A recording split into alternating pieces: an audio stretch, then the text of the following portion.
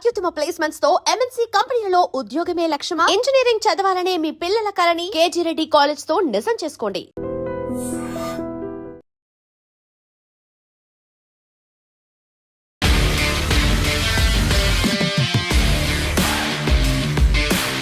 నమస్తే, welcome to iDream weekend update with Kavitha. మళ్ళీ CBI enquiry కోసం కవితకి పిలుపు వచ్చింది.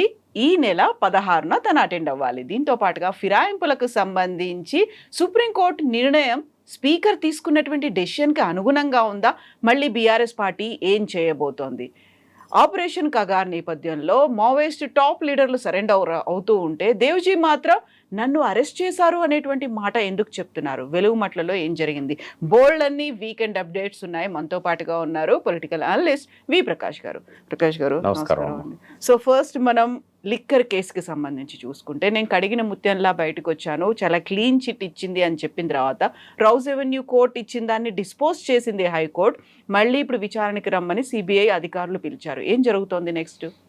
వాస్తవంగా ఏంటంటే ఆయన ఛార్జెస్ ఫ్రేమ్ చేయాలి. ఏ కేసులోనైనా ఒక కంప్లైంట్ వస్తుంది. అది ప్రైవేట్ వ్యక్తి ఇచ్చినా, గవర్నమెంట్ ఇచ్చినా, సిబిఐ లాంటివి ఇచ్చినా, జడ్జి గారు ఏం చేస్తారంటే ఇలా ప్రైమా ఫేసి ఉందా, ఇందులో ఏమన్నా నేరం ఉన్నదని చెప్పడానికి తను కన్విన్స్ కావాల్సిన ఆధారాలు ఏమన్నా ఉన్నాయా అని చూస్తారు. చూసిన తర్వాత ఏం చేస్తారు, ఛార్జెస్ ఫ్రేమ్ చేస్తారు. ఇగో నీ మీద ఆరోపణ వచ్చింది, తను ఏదైతే నమ్ముతున్నాడో ఆధారాలు ఉన్నాయని వాటి మీద ఛార్జెస్ ఫ్రేమ్ చేస్తారు. అయితే ఛార్జెస్ ఫ్రేమ్ చేసేటప్పుడు ఆ జడ్జి గారు ఏం చేశారంటే మొత్తం రికార్డ్ అంతా చూశారు. 10,000 పేజీలు. 10,000 పేజీలో ఎక్కడ కూడా వీళ్ళు నేరం చేశారనే ఆరోపణే తప్ప ఎక్కడ ఆధారం లేదు. ఒక చిన్న ఆధారం కూడా లేదు. ఆధారాలు ఎక్కడ సంపాదించారు మరి వాళ్ళు? కేజ్రీవాల్ను కానీ, ఒక చీఫ్ మినిస్టర్ను జైల్లో పెట్టడం, ఒక చీఫ్ మినిస్టర్ డాటర్ను జైల్లో పెట్టడం, డిప్యూటీ సీఎంను 1.5 year, అంటే వాళ్ళకి ఏ ఆధారాల ప్రకారం వాళ్ళు చేశారు? సిబిఐకి, ఈడీకి ప్రైమా ఫేసి ఏం కనబడ్డది? ఈయనకు కనబడింది. అంటే వీళ్ళతో పాటు అరెస్ట్ అయిన శరత్ చంద్రారెడ్డి, అరబిందో ఫార్మా, అతను ఏంటంటే అప్రూవర్గా మారాడు. నేను డబ్బులు ఇచ్చింది నిజమే అని చెప్పేసి వాళ్ళ ముందు కమిట్ అయ్యాడు. అయితే confession before the police officer or CBI, ED is not admissible in the law. నేను ఒక అడ్వకేట్గా చెప్తున్నాను, అందరికి తెలిసిన విషయం ఇది. కాబట్టి ఆ జడ్జి గారు ఏం చేశారు, ఈ అప్రూవర్ ఇచ్చిన స్టేట్మెంట్ తప్ప వేరే ఏది లేదు, ఆధారాలు ఏది లేదు. మనీ రికవరీ కాలేదు, మనీ ట్రాన్స్ఫర్ అయినట్టు ప్రూఫ్ లేదు, మనీ క్యారీ చేసినట్టు ప్రూఫ్ లేదు. కవిత వెనకాల ఎవరో 2 సూట్ కేసులు మోసుకొచ్చినట్టుగా ఒక స్టార్ హోటల్ క్లిప్పింగ్ దొరికింది. అలా బట్టలు ఉండొచ్చు కదా, ఆమె సూట్ కేసు ఓపెన్ చేయలే కదా. మూడవది, ఈ శరత్ చంద్రారెడ్డి అరెస్ట్ కాగానే బెయిల్ కోసమని 5 కోట్ల రూపాయలు బీజేపీ అకౌంట్లో బాండ్స్ కొన్నాడు. తర్వాత ఆయన జైలు నుంచి బయటికి రావడానికి 25 కోట్ల రూపాయలు మళ్ళీ బాండ్స్ కొన్నారు.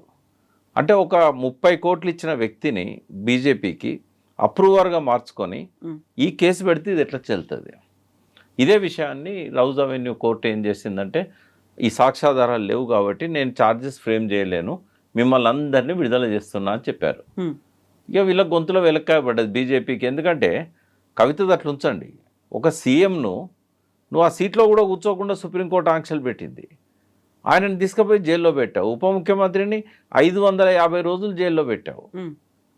ఈమె కూడా ఎమ్మెల్సీ కాకుండా అంతకుముందు ఆమె పార్లమెంట్ మెంబరు. ఎట్లా పెడతారు ప్రైమా ఫేసి లేకుండా? అందుకని ఇప్పుడు ఏదో కింద మీద పడి మళ్ళీ నోటీసులు ఇచ్చారు. ఏమనంటే ఆ సిబిఐతోని మళ్ళీ కొత్తగా ఎంక్వైరీలో కొత్త విషయాలు వెలుగులోకి తేవడానికి. వాళ్ళు కొండంత తవ్వినా కూడా ఎల్కని పట్టలేరు. నాకు కవిత మీద ఏం ప్రేమ లేదు, ఎందుకంటే ఆమె ఆ కుటుంబానికి, ఆ పార్టీకి చేసిన దానికి నాకు బాగా కోపం కూడా ఉంది. బట్ దేని దానికే మాట్లాడాలి. కడిగిన ముత్యమా కాదా పక్కకు పెట్టండి. కరప్షన్ చేసిందా లేదా, లిక్కర్లో ఇన్వాల్వ్ అయిందా లేదా నేను చెప్పా. బట్ సాక్ష్యాలు దొరికేదాకా, కేసును బిల్డ్ చేసేదాకా ఆమె నిర్దోషిగానే పరిగణించాలి. కోర్టు ఆమెను శిక్ష వేసేదాకా. ఇప్పుడు మళ్ళీ రివైవ్ చేస్తున్నారు. 16వ తారీఖు విచారణకు అటెండ్ అవ్వమని చెప్పిండ్రు, నోటీసులు ఇచ్చిండ్రు. జస్ట్ ఫర్ హరాస్మెంట్ అమ్మా ఇది. ఓకే, వాళ్ళని వేధించడానికే. నేను మళ్ళీ చెప్తున్నా, ఇంకా 10 ఏళ్ళైనా ఆ కేసులో సాక్ష్యాలు దొరకవు. ఒకవేళ నిజంగానే జరిగిందని అనుకుంటే, ఒకవేళ సాక్ష్యాలు లేవు కాబట్టి నిజమని అనుకోలేము. ఇది రాజకీయ నాయకులను వెంటాడడానికి బీజేపీ అనుసరిస్తున్న వ్యూహం అని చెప్పి మనం అనుకోవాల్సిన అవసరం ఉంటుంది. కానీ వాళ్ళు అనుకున్న ప్రయోజనం నెరవేరింది. ఈ సిబిఐ సాక్ష్యాలు తీసి కేసు పెట్టినా పెట్టకపోయినా భారతదేశం మొత్తంలో థ్రెట్ కాబోయే వ్యక్తి కేజ్రీవాల్. ఢిల్లీని ఆయన లేకుండా చేశారు, రేపు పంజాబ్లో లేకుండా చేస్తారు. ఆయన మీద ఎందుకు కత్తి కట్టారు అని అంటే గుజరాత్లో ఆయన 13% ఓట్ బ్యాంక్ క్రియేట్ చేసుకోగలిగాడు. నిన్న 13% చేసుకున్నాడు, రేపు 30% చేసుకుంటాడు. ఇంకా మోడీకి, అమిత్ షాకు గుజరాత్లో కేజ్రీవాల్ అడుగుపెట్టేదాకా పెద్ద పట్టించుకోలే. గుజరాత్లో కేజ్రీవాల్ అడుగుపెట్టిన తర్వాత ఇది తీశారు. ఇక్కడ కీలకమైన లింక్ కవిత ద్వారా పోయింది అనేది అప్రూవర్ చెప్పింది అన్నట్టు. కాబట్టి కవిత గారిని అందులో పెట్టి కేసీఆర్ గారిని దించేశారు. ఇక్కడ కూడా ఏంటంటే కేసీఆర్ టార్గెట్, కేజ్రీవాల్ టార్గెట్, వీళ్ళిద్దరు తప్ప బీజేపీకి దేశంలో థ్రెట్ లేదు. మమతా ఏమన్నా వేరే స్టేట్ పోవాలనుకుంటుందా? ఓన్లీ కేజ్రీవాల్ వేరే స్టేట్లలో పోయిండు, గవర్నమెంట్ ఫామ్ చేసిండు పంజాబ్లో. గుజరాత్లో 13% తీసుకున్నాడు. దేశం అంతా స్ప్రెడ్ అవుతున్నాడు స్లోగా. గోవాలో కూడా ఒక ఎమ్మెల్యే వచ్చింది. గోవాలో మళ్ళీ ఆయనకి ఏంటంటే ఒక క్రేజ్ ఉంది కేజ్రీవాల్ పట్ల ప్రజల్లో. నిజాయితీగా ఉంటాడు, ఇట్లా ఆఫీసర్ రిజైన్ చేసి వచ్చాడు, ఇప్పటిదాకా ఆయన మీద స్కాములు లేవు. కాబట్టి ఆయనను స్కామ్లలో పెట్టి ఇరికేయాలి. కేసీఆర్ ఏం చేశాడు, ఉన్నకాడు ఉండక 2 years ముందు భారత రాష్ట్ర సమితి అని చెప్పేసి మహారాష్ట్రలో డిస్టర్బ్ చేశాడు బీజేపీని. మహారాష్ట్రలో కొంత ఓట్ బ్యాంక్ టర్న్ అయింది, ఆయన కార్యకర్తలు వచ్చి బీఆర్ఎస్లో చేరారు.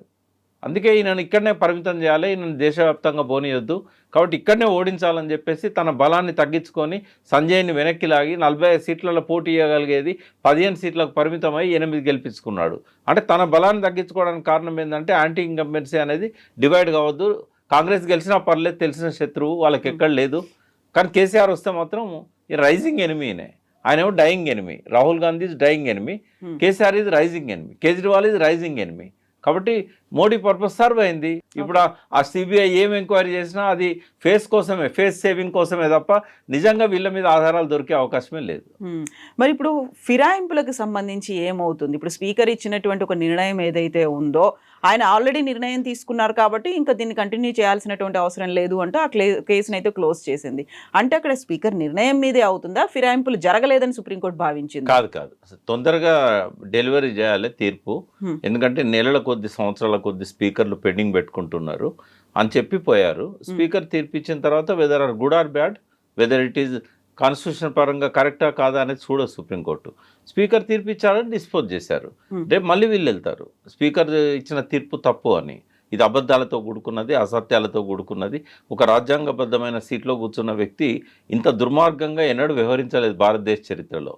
నేను మళ్ళీ చెప్తున్నా, రాజ్యాంగం ఆమోదించిన దగ్గర నుంచి డిసెంబర్ 24, 1949 ఆ రోజు నుంచి ఈ రోజు వరకు ఒక రాజ్యాంగ స్థానంలో కూర్చున్న వాళ్ళు, గవర్నర్ కావచ్చు, ఇంకా రాష్ట్రపతి కావచ్చు, ఇంకెవరైనా కావచ్చు, ఈవెన్ జడ్జెస్ కూడా కావచ్చు, ఎంతోమంది తప్పులు చేశారు. కానీ ఇంత దరిద్రమైన తప్పు చేసిన వ్యక్తి భారతదేశ చరిత్రలో లేడు, ఇక రాడు. ఎందుకంటే ప్రజలందరికీ తెలిసిన ఒక నిజాన్ని నాకు సాక్ష్యం దొరకలేదంటే ఎట్లమ్మా? ఎలక్షన్ కమిషన్ వెబ్సైట్లో ఉంది. బీఫామ్ ఎవరిచ్చారు దానం నాగేందర్కి? బీఫామ్ ఇచ్చింది ఏ పార్టీ? ఏ గుర్తుపెట్టుకొని ఇంటింటి పోయి ఓటు అడిగాడు. 3-4 లక్షల మంది ఓట్లేశారు. ఈ ఓట్లు ఎట్లా వచ్చినాయి? ఆయన ఏ పార్టీకి వచ్చినాయి? వాళ్ళ పేరు నాగేందర్ది ఉందా లేదా? బ్యాలెట్ పేపర్లు కొన్ని లక్షలు ప్రింట్ చేశారు. ప్రతి బ్యాలెట్ పేపర్లో దానం నాగేందర్ పక్కన ఏ గుర్తున్నది? అంటే ఇంతమంది ఓట్లేసి దానం నాగేందర్ కాంగ్రెస్ అని చెప్పి నమ్మి బ్యాలెట్ పేపర్లలో, ఎలక్షన్ కమిషన్ ప్రింట్ చేసిన బ్యాలెట్ పేపర్లలో దానం నాగేందర్ పక్కన చేతి గుర్తుంటే నాకు సాక్ష్యాలు దొరకలేదు. అంటే అక్కడ దానం నాగేందర్ ఇంకొక మాట అంటున్నారు, వ్యక్తిగత స్వేచ్ఛ అనేది ఉంటుంది, యాజ్ ఎ పర్సన్ గా నాకు కూడా ఒక ఫ్రీడమ్ అనేది ఉంది, దాన్ని నేను యూజ్ చేసుకున్నాను, దాన్ని ఎవరు కాదనలేదు. ఆయనే ఆ పార్టీకి రిజైన్ చేసి, ఇప్పుడు వ్యక్తిగత స్వేచ్ఛ చట్టాలకు అతీతంగా ఉండకూడదు. నాకు చాలా అత్యంత సన్నిహితుడు, అంటే ఒక బ్రదర్ లాగా దానం నాగేందర్, ఒక యంగర్ బ్రదర్ లాగా. But I don't tolerate this. నీకున్న స్వేచ్ఛ చట్టం పరిధిలో ఉంటుంది, నీ ఇష్టం వచ్చినట్టు ఉండదు. నువ్వు ఒక చట్టానికి బద్దును పోయి రిజైన్ చేసి నువ్వు కాంగ్రెస్ బీఫామ్ తీసుకోవాలి. నువ్వు ఎమ్మెల్యేగా ఉన్నావు, ఎమ్మెల్యేకి రిజైన్ చేయలేదు. కాబట్టి అది 100% అది పార్టీ ఫిరాయింపు. ఇప్పుడు లేకపోవచ్చు ఆయన, ఇప్పుడు నేను మళ్ళీ టీఆర్ఎస్లో ఉన్నా అని అనొచ్చు, కానీ నువ్వు మధ్యలో పార్టీ ఫిరాయించినవా లేదా? అసలు చట్టాన్ని సవరించి చేంజ్ చేయాలంటే ఇటువంటి గ్లేరింగ్ ఎగ్జాంపుల్స్ ఉన్నప్పుడు ఎలక్షన్ కమిషన్ సోమోటోగా తీసుకొని బర్తరఫ్ చేయాలి. మళ్ళీ 6 ఏళ్ళ దాకా పోటీ చేయకుండా ఆయనకు ఆంక్షలు పెట్టాలి. ఇదో దరిద్రమైన ఎలక్షన్ కమిషన్. ఆ ఎలక్షన్ కమిషన్ రూల్స్ సరిగా లేవు. ఆ ఎలక్షన్ కమిషన్లో ఉన్న వాళ్ళు కూడా ఆ కీలు బొమ్మల్లాగా వ్యవహరిస్తూ ఉన్నారు, తోలు బొమ్మల్లాగా వ్యవహరిస్తున్నారు. అందుకే ఇక ఏం చేస్తాం, చట్టం కంచె చేను వేస్తే అంటాం కదా, చేను కాపలా కంచె పెడతాం. కంచె చేను వేసాక ఇంకా సామాన్యునికి దిక్కేది, ప్రజలకు దిక్కేది, ప్రజాస్వామ్యం అని ఎట్లా చెప్పుకుంటాం? రాజ్యాంగానికి ఒకవేళ అంబేద్కర్ బతికుండి ఉంటే ఆత్మహత్య చేసుకునేవాడు నిన్న జరిగిన ఈ స్పీకర్ తీర్పుకు. ఆయన దళితుడే మళ్ళా. ఇప్పుడు కడియం శ్రీహరి ఇంకొక మాట అంటున్నారు, ఫిరాయింపుల్ని ప్రోత్సహించిందే కేసీఆర్ ఫస్ట్ క్షమాపణ చెప్తే నేను రాజీనామా చేస్తాను అనేది. సరే, అది పొలిటికల్ స్టేట్మెంట్, నేనేం డిఫెండ్ చేయట్లేదు ఆయన చెప్పిన దాన్ని. అంటే కేసీఆర్ ఫిరాయింపులు దేనికోసం చేశాడు, ఈయన దేనికోసం చేశాడు? ఈయనేమో బిడ్డ కోసం చేశాడు, కేసీఆర్ ఏమో తన పాలనను రక్షించుకోవడానికి తెలంగాణ ప్రజలకు నేను చాలా హామీలు ఇచ్చాను, నేను ఇక్కడ ఉంటేనే నెరవేర్చుకోగలుగుతాను, నాకు బొటాబొటి మెజార్టీ ఉంది, కేవలం 3 సీట్లతో నేను అధికారంలో ఎక్కువ కాలం ఉండలేను, ఓటుకు నోటు అని చెప్పి రేవంత్ రెడ్డి ఏదైతే రెడ్ హ్యాండెడ్గా దొరికాడో అప్పుడు ఇంటెలిజెన్స్ వాళ్ళు ఇచ్చిన రిపోర్ట్ ఏంటంటే చాలామంది ఎమ్మెల్యేలు కూడా అమ్ముడు పోవడానికి సిద్ధంగా ఉన్నారు. ఓ 10 మంది ఎమ్మెల్యేలు పోతే ఇక గవర్నమెంట్ పడిపోతుంది. ఓవైసీకి ఉన్నది 7గురే కదా, ఈయనకు సపోర్ట్ ఇచ్చేది ఒక ఓవైసే కదా. ఓ 10 మంది ఎమ్మెల్యేలు పోతే నీ గవర్నమెంట్ పడిపోతుంది అని చెప్తే అటువంటి క్లిష్ట పరిస్థితులలో తను ప్రజలకు ఇచ్చిన హామీలు నెరవేర్చుకోవడానికి నేను కొంతకాలం సీఎంగా కొనసాగాలని చెప్పి ఆ కోణం నుంచి ఆయనే ఫిరాయింపులను ఎంకరేజ్ చేశాడు. బట్ ఏ కోణం నుంచి చేసినా ఫిరాయింపులను కేసీఆర్ గారు కూడా ఎంకరేజ్ చేశారు. దాన్ని ఎవరు డిఫెండ్ చేయాల్సిన అవసరం లేదు. క్షమాపణలు కాదు ఇక్కడ కావాల్సింది. స్పీకర్ 9 మందిని ఎక్స్క్యూజ్ చేసినా నేను పట్టించుకునేవాడిని కాదు. కానీ దానం నాగేందర్ విషయంలో స్పీకర్ చేసింది హైలీ ఆబ్జెక్షనబుల్. మరి ఇప్పుడు నెక్స్ట్ బీఆర్ఎస్ ఏం చేయబోతోంది? సుప్రీంకోర్టు ఎట్లా రెస్పాండ్ అవుతుంది అంటారు? ఆల్రెడీ 2.5 years అయిపోయింది, మిగిలింది 2.5 years మాత్రమే. కాలయాపన కనుక కోర్టు చేయకపోతే వాతలు పెడుతుంది స్పీకర్కి, మామూలుగా ఉండవు. ఇప్పటి వరకు ఏ స్పీకర్ మీద కోర్టులు కామెంట్ చేయలేనంత, అంటే బహుశా ఆయన దీపమ్మని కూడా చెప్పొచ్చు, అంత ఘోరమైన తీర్పు వస్తుంది స్పీకర్ విషయంలో. బట్ అది డిలే చేయకుండా, దీన్ని కాలయాపన చేయకుండా స్పీడప్ చేయాలి. బట్ వీళ్ళు ఇప్పటికి వేసారా లేదో నాకు తెలియదు. ఆపరేషన్ కగార్ ఈ నెల మార్చ్ 31తో ముగుస్తుంది. దేశంలో కంప్లీట్గా నక్సలిజం అంతమైపోతుంది అనుకున్న తర్వాత అందరూ టాప్ లీడర్లు, సెంట్రల్ కమాండ్ లీడర్లు అందరూ సరెండర్ అవుతున్నారు, మేము లొంగిపోయామని చెప్తూ ఉంటే దేవ్జీ మాత్రం నేను సరెండర్ కాలేదు, వేరే చోటికి వెళ్తుంటే నన్ను అరెస్ట్ చేసి తీసుకొచ్చారు. అంటే 2 విషయాలనే అమ్మా. ఒకటి దేవ్జీ గురించి మాట్లాడదాం, రెండోది ఆపరేషన్ కాగార్ గురించి మాట్లాడదాం. దేవ్జీ ఒకవేళ అరెస్ట్ అయింది కదా, అరెస్ట్ అయితే ఆయన రివార్డ్స్ ఎవరికి పోతాయమ్మా? అరెస్ట్ చేసిన వ్యక్తి పోతాయి. ఆఫీసర్ కానీ, ఇన్ఫర్మేషన్ ఇచ్చిన ఇన్ఫార్మర్ కానీ వాళ్ళకు పోతాయి. దేవ్జీకి ఎందుకు వస్తుంది రివార్డు? దేవ్జీతో ఉన్న రాజిరెడ్డికి ఎందుకు వస్తుంది? బడే చొక్కారావుకి ఎందుకు వస్తుంది? వాళ్ళంటే గౌరవం నాకు. ప్రజల కోసం ప్రాణాలు చేయడానికి, సామాజిక ఆర్థిక రాజకీయాల మార్పు కోసం 40 ఏళ్ళు పోరాటం చేశారు అడవిలో ఉండి. మాలాంటి వాళ్ళం యంగ్ జనరేషన్లో చేయలేని పని, ఆ పార్టీని నమ్మి ఆ సిద్ధాంతాలను అనుసరించి చేయలేని పని వాళ్ళు చేశారు.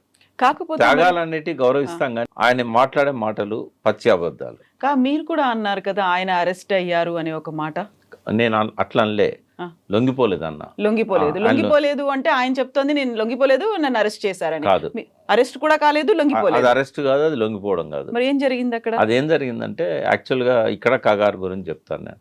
కగార్ కంటే ముందు మన్మోహన్ సింగ్ గారి గవర్నమెంట్లో ఎక్కువ మంది నక్సలైట్స్ చనిపోయారు. మొత్తం మీరు చరిత్ర తీయండి, ఒక 10 years పీరియడ్ తీయండి, ఎందుకంటే గవర్నమెంట్స్ కూడా అట్లే ఉన్నాయి. నాన్ కాంగ్రెస్ గవర్నమెంట్ 1996 నుంచి 2004 దాకా ఉంది. కాంగ్రెస్ గవర్నమెంట్ 2004 నుంచి 2014 దాకా ఉంది. ఇట్లా మనం పీరియడ్స్ తీసుకోపోతే మొత్తం నక్సలిజం చరిత్రలనే అత్యంత ఎక్కువ మంది ఎన్కౌంటర్స్లలో చనిపోయింది మన్మోహన్ సింగ్ గవర్నమెంట్లో. బట్ ఆయన కంటే అమిత్ షా ఎక్కువ మంది నేను చంపలేదు, బట్ పట్టుదలతో పోయాడు. అలా ఆయన పాయింట్ ఆఫ్ వ్యూ నుంచి ఆయన అప్రిషియేట్ చేయొచ్చు. బట్ వీళ్ళందరూ కూడా మే 31st పెట్టారు కాబట్టి లొంగిపోవట్లేదు. ఈ క్రెడిట్ నేను అమిత్ షాకి కానీ, మోడీకి కానీ, బీజేపీకి కానీ ఇవ్వదలుచుకోలేదు, కగార్కి ఇవ్వదలుచుకోలేదు. వీళ్ళ లోపల 2012 నుంచే ఒక మదనం, మేధో మదనం అనేది స్టార్ట్ అయింది వాళ్ళ లోపల. ఒక గిల్టీ ఫీలింగ్ స్టార్ట్ అయింది. ఎందుకంటే అభిమన్యులాగా లోపలికి వెళ్ళారు, ముందు పోవడం తెలియదు, బయటికి రావడం తెలియదు. వెనక వద్దామంటేనేమో వాళ్ళకు ఈగో అడ్డం వచ్చింది. మనం ఇంతమంది చనిపోయాను కదా ఈ లైన్ను నమ్మి, ఈ లైన్ తప్పనంటే ఏమనుకుంటారో.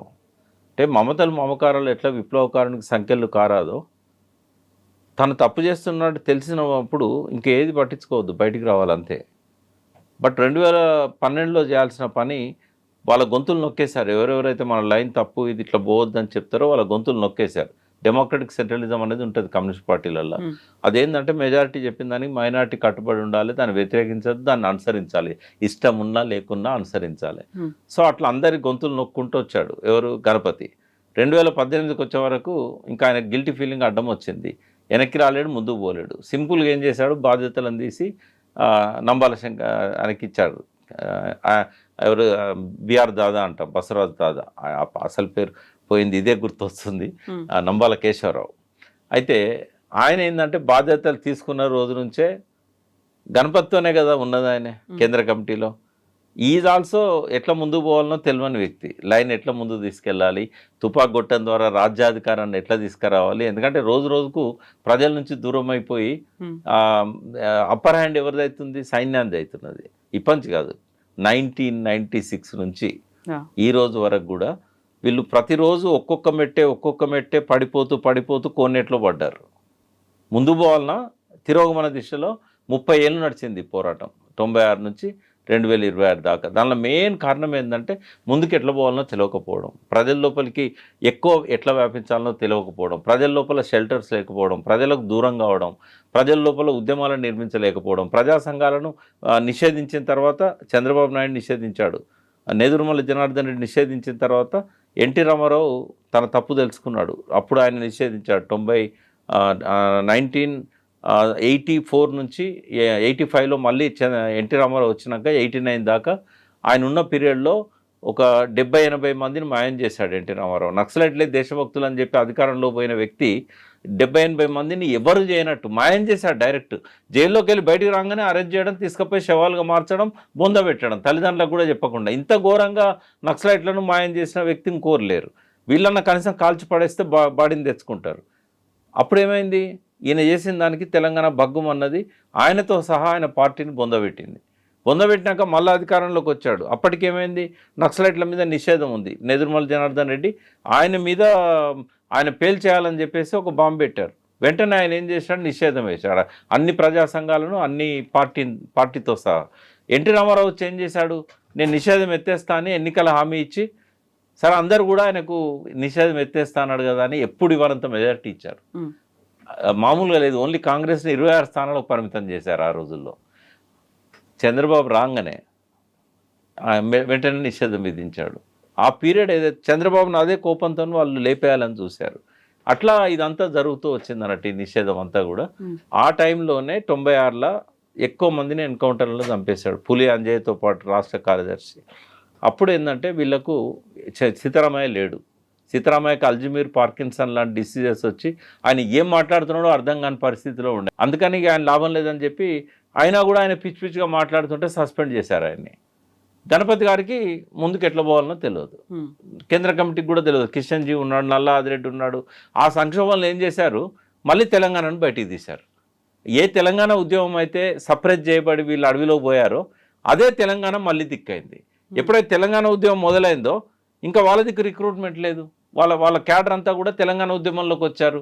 సఫకేషన్లో ఉన్న వాళ్ళకు ఒక వెంటిలేషన్ లాగా తెలంగాణ పనిచేసింది. అట్లా తెలంగాణ ఉద్యమంలోకి వచ్చిన తర్వాత ఇక్కడ తెలంగాణలో రిక్రూట్మెంట్ పోయింది. మావోయిస్టులతో మిగతా ప్రాంతాలలో ఉన్న వాళ్ళతో ఎప్పుడైతే ఐక్యమైనలో ఆ టైంలో వాళ్ళు దీన్ని ఒక లీగల్ పార్టీగా మార్చడానికి ఆయుధాలను అప్పగించాల్సిన అవసరం ఉండే. రాజశేఖర రెడ్డి ఒక అద్భుతమైన అవకాశాన్ని ఇచ్చారు. అంతకుముందు ఒక అవకాశాన్ని పోగొట్టుకున్నారు. చెన్నారెడ్డి ఇచ్చాడు 88లో. చెన్నారెడ్డి ఇచ్చినప్పుడు గద్దర్ బయటకు వచ్చాడు, వరవరరావు బయటకు వచ్చాడు, అప్పుడు బిఎస్ రాములు అండర్ గ్రౌండ్లో ఉండే ఆయన బయటకు వచ్చాడు. ఒక మంచి వాతావరణం ఏర్పడ్డది. అప్పుడే కనుక పొలిటికల్ పార్టీగా దాన్ని మార్చుండి తెలంగాణ కోసం ఇంకొక డిమాండ్ల కోసం పనిచేస్తుంటే ఇవాళ one of the leading political party అయ్యేది వాళ్ళది. బట్ ఏమైంది, అది ఉపయోగించుకోలే. రాజశేఖర రెడ్డి ఇచ్చిన అవకాశాన్ని కూడా వాళ్ళు ఉపయోగించుకోలేదు. అట్లే కంటిన్యూ అవ్వకుండా పోయిన్లు. 12కి వచ్చేసరికి ఏమైందంటే ఇక మనం ముందుకు పోలేమనేది అర్థమై బయటకు వద్దాం అనుకున్న టైంలో ఈ డిస్కషన్ అంతా కూడా వాళ్ళ డాక్యుమెంట్స్, వాళ్ళ ఇంటర్నల్ డాక్యుమెంట్స్ రేడ్స్లలో దొరికినాక వాళ్ళు ఆల్రెడీ డిమోరలైజ్ అయి ఉన్నారు. ఎట్లా బయటికి రావాలని ఆలోచిస్తున్నారు. ఇదే మంచి అవకాశం అని అమిత్ షా ఏం చేశాడు, డెడ్ లైన్ పెట్టాడు. వాస్తవంగా డెడ్ లైన్ కోసం వీళ్ళు బయటికి రాలే. ఒక్క రోజు కూడా కొనసాగే అవకాశం లేదు. ప్రజలు నమ్మట్లేదు, ప్రజలకు దూరమైనలు, నిర్మాణం పోయింది, అన్నీ పోయినాయి. అందుకని వాళ్ళు బయటకు వచ్చారు. బయటకు వచ్చే టైంలో లొంగిపోవడం అనంటే నామోషి. విప్లవకానికి ఉండకూడదు అట్లాంటివి, బట్ నామోషి అంటే లొంగిపోవడానికి డెఫినేషన్ ఏంటంటే ఈ ప్రాణభీతితోని ఇంకా నేను ఇంట్లోంటే చచ్చిపోతా, నేను నా భార్య పిల్లలతోనో లేకుంటే నా కుటుంబ సభ్యులతోనో ఈ విశాల ప్రపంచంలోకి వెళ్ళిపోవాలి, జనజీవన స్రవంతి కాదు కుటుంబ స్రవంతిలో కలిసిపోవడం, ఇట్లాంటి ఆలోచనలతోనే రివార్డ్ మనీని తీసుకొని లొంగిపోవడం అనేది లొంగిపోవడం. ఇప్పుడు జరిగింది ఏది కూడా లొంగిపోవడం కాదు. అది లొంగిపోలేదు, అరెస్టు కాలేదు అనుకుంటే జనజీవన స్రవంతి అంటారా? దాన్ని ఏమంటారు? అంటే జనజీవన స్రవంతి అంటే వాళ్ళకు ఆబ్జెక్షన్ ఉంటుంది, ఎందుకంటే అప్పుడు కూడా జనంలో ఉన్నారు వాళ్ళు, ఆదివాసులు జనాలే కదా. అయితే ఇక్కడ ఏమవుతుందంటే వాళ్ళు సాయుధ పోరాటం అనే ఒక సిద్ధాంతాన్ని వదిలేశారు. అంతేగాని ప్రజల సమస్యలు తీసుకొని పోరాడొద్దని కానీ కుటుంబ సభ్యులతో స్వేచ్ఛగా ఉందామని కానీ అనుకోవట్లేదు. వాళ్ళు ప్రజలలో ఉంటారు, వేదికలు పెట్టుకుంటారు, ప్రజల హక్కుల కోసం పనిచేస్తారు. ఇవాళ వ్యాక్యూమ్ ఉంది సమాజంలో, ఇవాళ ప్రజల తరఫున మాట్లాడే వాళ్ళు లేరు. ఇలా నేరమే రాజ్యమే నడుస్తూ ఉన్నది. చట్టాలంటే గౌరవం లేదు పాలకులకు, ప్రజాస్వామ్యం అంటే గౌరవం లేదు, రాజ్యాంగం అంటే గౌరవం లేదు. స్పీకర్ తీర్పు చూసాం కదా. ఎలక్షన్ కమిషన్ సాక్షాత్తు రాజ్యాంగాన్ని కాపాడాల్సింది, ప్రభుత్వాలను ఏర్పాటు చేయాల్సిందే, నిజాయితీగా లేదు. ఇటువంటి పరిస్థితుల్లో ప్రజల తరఫున జయప్రకాష్ నారాయణ్ గతంలో ఉన్న సోషలిస్ట్ నాయకుడు, ఒక లోహియా, రామ్ మనోహర్ లోహియా, ఒక అంబేద్కర్, వాళ్ళ ఆలోచనలకు అనుగుణంగా ఒక వాయిస్ వినిపించాల్సిన ఫోరమ్స్ లేవు ఇప్పుడు. అది కావాలి. దానికోసమని వీళ్ళు ఏం చేశారంటే మేము బయటకు వచ్చి ప్రజల కోసం పనిచేద్దాం, ఆఖరి శ్వాస దాకా ప్రజల కోసమే ఉందాం. చావు బీత్తో రాలేదు వాళ్ళు, ప్రాణ స్వార్థంతో రాలేదు వాళ్ళు వచ్చింది ఏంటంటే ఈ ఆయుధాలు ఇప్పుడు అవుట్డేటెడ్, ఈ సిద్ధాంతం అవుట్డేటెడ్, మనం ప్రజల్లోకి వచ్చి ప్రజల హక్కుల కోసం పనిచేద్దాం. అదివరకు ఏం చేశారు, ప్రజా సమస్యలను తీసుకోవాలని వాళ్ళు తుపాకీ పట్టలే, ప్రజా సమస్యల్లో ప్రజలను ఆర్గనైజ్ చేస్తూ వాళ్ళని విప్లవకారులుగా మార్చి గెరిల్లా సైన్యాన్ని ఏర్పాటు చేయాలి, వాళ్ళ అంతిమ లక్ష్యం రాజ్యాధికారం. అయితే అట్లా సాధ్యం కాదని తేలిపోయింది. కాబట్టి ఏం చేయాలి, ఇప్పుడు ప్రజలతో ఉంటూ లాస్ట్కి అల్టిమేట్గా ఒక పార్టీ పెట్టుకొని బ్యాలెట్ ద్వారానే మళ్ళీ అధికారంలోకి రావాలనేది ఇప్పుడు అనుకుంటున్నది. అది చెప్పడానికి కూడా వాళ్ళకు మొహమాటం ఉంటుంది. బ్యాలెట్ అనేసరికి ఇంతకాలం మేము బహిష్కరించినాం కదా, అంటే ఎవరికి ఉన్నా లేకున్నా విప్లవకారులకు ఈగోలు ఉండకూడదు, విప్లవకారులకు మొహమాటం ఉండకూడదు. స్వేచ్ఛగా తప్పు చేస్తే క్షమాపణలు చెప్పాలి ప్రజలకు, తప్పు చేస్తే మేము ఒక దారి తప్పి ఇంతకాలం సంచరించినామని చెప్పాలి. ఇప్పుడు దారి తెలుసుకున్నామంటే గౌరవిస్తారు ప్రజలు, ఎందుకంటే వాళ్ళను ఎన్ని కోపాలను ఉండనియండి, వాళ్ళ త్యాగాలను ప్రతి ఒక్కరు గౌరవిస్తారు. ఈవెన్ పోలీస్ డిపార్ట్మెంట్లో కూడా వాళ్ళ త్యాగాలను గౌరవించే వాళ్ళు హయ్యర్ లెవెల్స్లలో కూడా ఉంటారు. కానీ అబద్ధాలు చెప్పకూడదు. దేవుజీ చెప్పింది పచ్చి అబద్ధం. ఒకవేళ నిజంగానే నువ్వు అరెస్ట్ అయితే నువ్వు రివార్డ్స్ ఎందుకు అడిగినావు, ఇంకా పెంచమని ఎందుకు అన్నావు, అది నిజమో కాదో మనకు తెలియదు. రేవంత్ రెడ్డి చెప్పాడు కాబట్టి ఒక సీఎం మీడియా ముందు చెప్పింది నిజమని నమ్మి నేను మాట్లాడుతున్నాను, లేకపోతే ఖండించాల్సి ఉండే. నేను ఇంటర్వ్యూలో నేను అట్లా అనలేదు, భూములు ఇవ్వమని అనలేదు, రివార్డ్స్ పెంచమని అనలేదు కదా, రివార్డ్ తీసుకోవట్లేదు నేను అరెస్ట్ అయినప్పుడు నేను ఎందుకు రివార్డ్ తీసుకుంటాను, ఎందుకు మాట్లాడలేదు నిన్న దేవుజీ? చాలా ఛానళ్ళకు నేను ఇంటర్వ్యూస్ ఇచ్చాడు కదా. కాబట్టి విప్లవకారులకు అబద్ధాలు చెప్పకూడదు, విప్లవకారులు ప్రజల దగ్గర నిజాయితీగా ఉండాలి. నువ్వు తప్పు చేస్తే తప్పని చెప్పాలి. నువ్వు లొంగిపోలేదు, అరెస్ట్ కాలేదని నేను అనుకుంటున్నా, బట్ నువ్వేం చేసావు, నీ ఫేస్ సేవింగ్ కోసం నువ్వు అరెస్ట్ అని చెప్పుకుంటున్నావు. ఎందుకు నామోషి అంటే అదివరకు సతీష్ను సోను వాళ్ళు ఇది పెట్టి డిస్కషన్ పెట్టి బయటికి పోతామని చెప్పి అన్నప్పుడు అది తప్పు అని చెప్పిండు కాబట్టి ఇప్పుడు ఆయనకు నామోషి అడ్డం వస్తున్నది. అంటే ఇప్పుడు వాళ్ళు చేసింది కరెక్ట్ అని నేను నమ్ముతున్నా. వాళ్ళు అరెస్ట్ కాలేదు, వాళ్ళు లొంగిపోలేదు, వాళ్ళు సాయుధ పోరాటం అనే రూపాన్ని మార్చి ప్రజా పోరాటం అనే రూపానికి వచ్చారు వాళ్ళు. అది చెప్పడానికి ఎందుకు నీకు ఇబ్బంది ఉన్నది అంటే వాళ్ళని తప్పన్నావు కాబట్టి. తర్వాత ఆయుధాలు తీసుకొచ్చి ఇస్తే వాళ్ళకి తప్పన్నాడు. మరి వీళ్ళు కస్టడీలో ఉండి ఏం చేశారు, డంపులలో ఉన్నాయని పోలీసులకు అప్పచెప్పారు కదా అనుకుంటున్నాను నేను. ఇప్పుడు ఆయుధం ఎవరి చేతిలో ఉండాలి, రాజ్యాంగాన్ని రక్షిస్తూ దేశ సరిహద్దులను లా అండ్ ఆర్డర్ను కాపాడే వాళ్ళ చేతిలో ఉండాలి. వాటిని బొందబెడితే ఏమొస్తుందమ్మా, అంటే బొందబెట్టి మళ్ళీ నేను రేపు తీసుకుంటా అంటే నీకు ఆ దరిదాపుల్లో కూడా అటువంటి ఆయుధాలు బట్టి పోరాడే అవకాశం కనబడతలేదు కదా. నీ జనరేషనే కాదు, ఇంకో 100 తరాల వరకు కూడా సాయుధ పోరాటం అనేది అవుట్డేటెడ్, ఇది ఇప్పుడు పనికిరాదు, టెక్నాలజీ పెరిగింది, సామ్రాజ్యవాదం పెరిగింది, ఏ దేశం స్వతంత్రంగా లేదు. మన దేశంలో ఆయిల్ ఎక్కడ కొనాలనో ఇవాళ ట్రంప్ నిర్ణయించినప్పుడు రేపు మోడీకి వ్యతిరేకంగా నువ్వు యుద్ధం చేస్తానంటే ట్రంప్ ఊరుకుంటాడా, వేరే దేశాలలో ఊరుకుంటుండా? కాబట్టి సాయుధ పోరాటం అనేది ఇంకా అవుట్డేటెడ్. మరి ఆయుధాలు బొందెందుకు పెట్టాలి, మట్టిలో ఎందుకు కప్పాలి? అవి దేశ రక్షణకు ఉపయోగపడే పోలీసులకు సైన్యానికి అప్పచెప్తే తప్పేంది? సోను చేసింది ఎట్లా తప్పు అవుతుంది, సతీష్ చేసింది ఎట్లా తప్పు అవుతుంది? తక్కలపల్లి వాసుదేవరావు గారు, నేను ఈ మధ్య ఆయనతో 2 రోజులు ఉన్నాను, ఎట్లా తప్పు అవుతుంది? అది ఇక్కడ ఏంటంటే వాళ్ళని నేను వద్దన్నా కదా, కాబట్టి నేను ఆ రకంగా వస్తే ఇది నేను ముందు మాట్లాడి తప్పు అయింది కదా అంటే ఈగోలు అవసరమా? ఇటువంటి వాళ్ళ చేతులు నా నక్సలైట్ ఉద్యమం ఉన్నది ఇన్ని సంవత్సరాలు, ఇన్ని దశాబ్దాలు, ఇటువంటి వాళ్ళ చేతుల్లో ఇంతమంది బలైపోయినలే. అంటే వాళ్ళ మెచ్యూరిటీ ఏ స్థాయిలో ఉంది? చాలా ఎక్స్పెక్ట్ చేశాను నేను.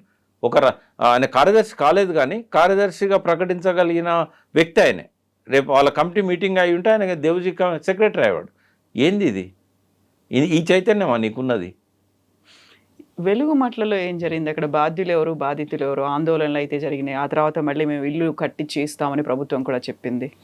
మంత్రుల వెకిలి స్వభావం వెలుగులోకి వచ్చింది వెలుగు మట్లలో. వాస్తవంగా జరిగింది ఏంటంటే, ఈ ప్రభుత్వంలో ఉన్న 3 మంత్రులకు కానీ ముఖ్యమంత్రికి కానీ ఆ భూముల మీద హక్కు లేదు. అది భూదాన్ భూములు. భూదాన్ భూములు వినోబా భావే 70 ఏండ్ల కింద సేకరించి ఈ మూర్ఖుల చేతుల్లో పెడితే ఈ ప్రభుత్వాలు వీళ్ళు వాటిని కాజేస్తాయని చెప్పి ఎవ్వరికి స్వేచ్ఛ ఇవ్వకుండా భూదాన్ బోర్డు అనేది ఏర్పాటు చేసి దాని పార్లమెంట్లో ఒక చట్టాన్ని చేయించి ఆ బోర్డుకు ఒక కమిటీని వేసి నమ్మలేదు ఆయన ఈ ప్రభుత్వాలను. అటువంటిది ఈ మంత్రులకు ఎవడిచ్చిండమ్మా అధికారం దాన్ని కూల్చడానికి? ఫస్ట్ అసలు గవర్నమెంట్ భూములే కాదు కదా, ఇప్పుడే కాదు, 100 ఏళ్ల కింద కూడా గవర్నమెంట్ భూములు కాదు అవి. 1938 సేత్వార్ తీస్తే ఫస్ట్ సర్వే అప్పుడు జరిగింది నిజాం గవర్నమెంట్లో. అవి భూస్వాముల భూములు, దేశముఖుల భూములు అవి. ఆ భూములను వాళ్ళు స్వచ్ఛందంగా వినోబా భావే చేతిలో పెట్టారు. ప్రైవేట్ భూమి అది. వినోబా భావే బోర్డు ఏదైతే ఉన్నదో ఆ భూమిలో కొంత భాగాన్ని 60 ఎకరాలు ఉంటే 31 ఎకరాన్ని ఒక 1900 మంది పేర్ల మీద పట్టాలు ఇచ్చి మీరు కట్టుకొని ఉండండి అని చెప్పి ఇచ్చింది. రాజేందర్ రెడ్డి దాన్ని కన్ఫెస్ చేశాడు మీడియా ముందట, నేనే ఇచ్చాను. ఆయన అప్పుడు భూదాన్ బోర్డు చైర్మన్. మనం గౌరవించాలి ఆ స్థానాన్ని. ఆయన ఎటువంటి వాడైనా పక్కకు పెట్టండి. ఆయన ఇచ్చిన పట్టాలను రద్దు చేసే అధికారం కానీ కూల్చేసే అధికారం కానీ 3 మంత్రులకు కానీ ప్రభుత్వానికి కానీ లేదు. ఫస్ట్ కూల్చేయడం తప్పు, వాళ్ళకి అధికారం లేని కాడ. ఇప్పుడు దాని మీద హైకోర్టు పోయారు వీళ్ళు. దానికి నష్టపరిహారం ఇవ్వాల్సి వస్తుంది, వాళ్ళని అభిశంసన కూడా చేస్తుంది కోర్టు వాళ్ళ మీద. సెకండ్ ఏంటంటే మళ్ళీ పట్టాలు ఇచ్చారు మీరు పేడ్ ఆర్టిస్టులను వాళ్ళను రెవెన్యూ మంత్రి మీడియా సాక్షిగా అవమానపరిచాడు. మరి పేడ్ ఆర్టిస్టులు కదా వాళ్ళకి పట్టాలు ఎట్లు ఇచ్చావు? నువ్వు కూలగొట్టినలో 600 పైన ఉన్నాయి, 400 ఎందుకు ఇచ్చావు?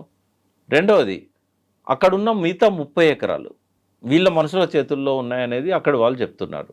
వాస్తవంగా భూమి పోరాటం చేసింది ఇప్పుడు నిరాదీక్ష చేసిన వాళ్ళు కాదు, ఈ పోయి జెండాలు పెట్టిన వాళ్ళు కాదు, క్లెయిమ్ చేసుకునే వాళ్ళు ఎవరు కాదు, ప్రతిపక్ష పార్టీ కూడా కాదు. అది ఓపీడీఆర్ యూసీసీఆర్ఐ ఎమ్మెల్యే అని దేవులపల్లి వెంకటేశ్వరరావు గారికి సంబంధించిన విప్లవ కమ్యూనిస్ట్ పార్టీ. అది నేను అందులో తెలంగాణ రీజనల్ కమిటీ మెంబర్గా 3-4 ఏళ్ళు పనిచేశాను 80s. వాళ్ళు ఎప్పుడు ఈ బెదిరించుడు, దళాలు, తుపాకులు ఇవి ఉండవు. వాళ్ళు ప్రజల సమస్యలు తీసుకొని ప్రజల మధ్య ఉండి ప్రజల హక్కుల కోసం పోరాడేవాళ్ళు. అటువంటి వాళ్ళు ఆ భూమిని భూదాన్ బోర్డు నుంచి వీళ్ళకి పట్టాలు ఇప్పించారు. వాళ్ళేం లంచాలు తినేటోళ్ళు కాదు, వాళ్ళ మీద ఆరోపణ చేసినట్టు. వాళ్ళు అక్కడ సౌకర్యాల కోసం కొంత మనీ కలెక్ట్ చేశారు తప్ప వేరే ఏం చేయలేదు. నేను 100% ఐఎమ్ సపోర్టింగ్ దెమ్. వాళ్ళ ఎర్రయ్య గారు ఉండే మాతో పాటు అప్పుడు ఆ కమిటీలో అతను కూడా మెంబరే, ట్రైబల్. ఆయన ఆధ్వర్యంలో జరిగింది అది. అంత నిజాయితీగా జరిగిన వ్యవహారాన్ని అంతా ఇవాళ కలెక్టర్ ఆఫీస్ కేసీఆర్ అక్కడ కట్టకపోతే గొడవ రాకపోతుండే. కలెక్టర్ ఆఫీస్ అక్కడ కట్టే వరకు ఖమ్మంకు 3 కిలోమీటర్ల దూరంలో ఉండే వరకు ఈ మంత్రులకు అందరికీ కళ్ళు గుట్టినాయి. ఇక పక్కనున్న 30 ఎకరాల భూదాన్ భూములను ఆక్రమించుకున్నారు. రెవెన్యూ రికార్డులకి వెళ్ళి తీసేసిండ్లు. కానీ ఇప్పటికీ పాత రికార్డ్స్ అన్నీ అవైలబుల్ ఉన్నాయి, వాళ్ళ దగ్గర కూడా ఉన్నాయి. రికార్డు మాయం చేసినంత మాత్రాన భూమి మాయమవుతుందా? సో ఇప్పుడు ఏంటంటే అక్కడ ₹1,00,000 గజం ఉన్నది. ఒకప్పుడు అది ₹1,000 కూడా గజం లేని భూమి. అయితే వీళ్ళందరూ ఆకాశ ఆర్మాలు కట్టాలనుకుంటున్నారు. కలెక్టర్ ఆఫీస్ చుట్టూ ఈ కబ్జా పెట్టిన వాళ్ళంతా మల్టీ స్టోర్డ్ హైరైజ్ బిల్డింగ్స్ కట్టాలనుకున్నారు. వీళ్ళ మధ్యలో అది వెక్కిరిచ్చినట్టుగా స్లమ్ లాగా ఉంటుంది కదా, అది ఓర్వలేక చూడలేక వీళ్ళు చేసిన పనమ్మ ఇది. చాలా దుర్మార్గమైంది. రెవెన్యూ మినిస్టర్ ఒకప్పుడు చేతి సంచితో తిరిగేవాడు, కారు కూడా లేదు, ఆటోలలో తిరిగేవాడు. అటువంటి వ్యక్తి ఇవాళ ఆయన కూడా ఆకాశ ఆర్మల్ లాగానే ఎగబాకాడు పైకి. ఇటువంటి పనులు ఎందుకు చేయాలి వీళ్ళు? మళ్ళీ ఎందుకు ఇవ్వాలి? కూలగొట్టిన తర్వాత మళ్ళీ ఎందుకు ఇవ్వాలి? నిజంగానే అది గవర్నమెంట్ భూ అన్నావు, నువ్వు కూలగొట్టావు, అప్పుడే ఇవ్వచ్చు కదా. వీళ్ళందరూ కష్టపడి అప్పులు చేసి ఇండ్లు కట్టుకున్నారు. ఈ ఇంగిత జ్ఞానం అప్పుడెందుకు లేదు? ఎంక్వైరీ చేయడానికి ఎందుకు మీరు ప్రయత్నం చేయలేదు? ఇది రేవంత్ రెడ్డి ప్రభుత్వానికి ఒక చెరగని మచ్చ. ఈ మంత్రుల యొక్క నా గౌరవం ఉండేది, తుమ్మల అన్న గౌరవం ఉండేది, బట్టి అన్న గౌరవం ఉండేది, ఈయన రెవెన్యూ మినిస్టర్ అన్న గౌరవం ఉండేది. ముగ్గురు కూడా తెలిసిన వాళ్ళే. ఇవాళ వాళ్ళు వాళ్ళ గౌరవాన్ని మూసిలో పడేసుకున్నారు, డ్రైనేజ్ పాలు చేసుకున్నారు. ఏం చేస్తాం. ఇంకొకటి ఇవాళ ప్రపంచ నదుల దినోత్సవం. పర్యావరణవేత్తలకు, మీడియాకు, మీలాంటి వాళ్ళందరికీ శుభాకాంక్షలు. నదుల పవిత్రతను కాపాడాలి. మూసీది కూడా మనం ఈ సందర్భంగా ఒక మాట మాట్లాడుకుందాం. నది నది కోసము, నది మన కోసం, నది బయోడైవర్సిటీ కోసం, నది కేవలం బ్యూటిఫికేషన్ కోసమే కాదు. నదిలో బ్యూటిఫికేషన్ ఉంటే కాదనం, బ్యూటిఫికేషన్ కోసం నదిని బలి చేయకూడదు. అప్పుడు గాంధీ బొమ్మ పెట్టొచ్చు కానీ నదిలో పెట్టకూడదు. బాపు ఘాట్ అనేదే ఇవాళ అంటే దాన్ని బఫర్ జోన్ అంటుంది. నదికి బఫర్ జోన్ ఉండదు, నదికి ఫ్లడ్ ప్లేన్స్ ఉంటాయి. అంటే ఫ్లడ్ ఎక్కువ వచ్చినప్పుడు ఎంత దూరం పోతుంది, దాన్ని బఫర్ జోన్ అనేది చెరువుకుంటుంది. ఎఫ్టీఎల్ అనేది కూడా చెరువుకుంటుంది కానీ నదికి ఉండదు. ఇప్పటికీ ఇదే అజ్ఞానం కొనసాగుతూ ఉంది మన డిపార్ట్మెంట్స్లలో, మన ప్రభుత్వంలో. దీనికి కూడా బఫర్ జోన్ అంటారు, దీన్ని ఎఫ్టీఎల్ అంటున్నారు. నేనేమంటున్నా అంటే ఈ నదిని కాపాడుకుందాం, నది పవిత్రతను కాపాడదాం, సుందరీకరణ కంటే ముందు శుద్ధీకరణ చేద్దాం అని రేవంత్ రెడ్డి గారి మీ ద్వారా ఈ పవిత్రమైన ఈ ప్రపంచ నదుల దినోత్సవం రోజు మీ ద్వారా అప్పీల్ చేస్తున్నా. Thank you so much. Thank you.